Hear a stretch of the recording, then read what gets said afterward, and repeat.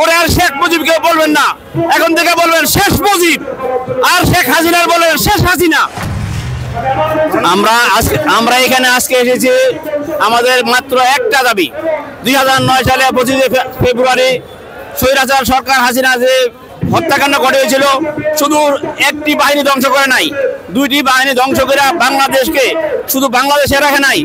বাংলাদেশ রাইফেলসের নাম border guard Bangladesh লেখে ইন্ডিয়াতে প্রচার করেছে বাংলাদেশকে।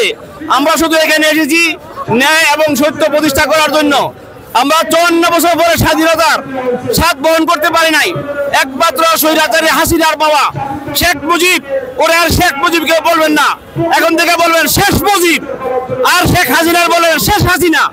আমার এই বক্তব্য বলছি যে আমাদের আগামীকালে যে কোর্ট আছে, যদি জামিন না হয় আমরা এই রাস্তা থেকে কোনোদিন সরব না যতক্ষণ জামিন না হবে।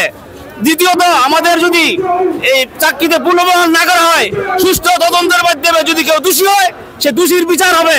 আদারওয়াইজ সবাইকে জামিন দিতে হবে। এই 5ই আগস্টের দ্বিতীয় স্বাধীনতা আর যাতে তৃতীয় স্বাধীনতা হতে না হয়, এই বলে আমার বক্তব্য শেষ করছি। আসসালামু আলাইকুম।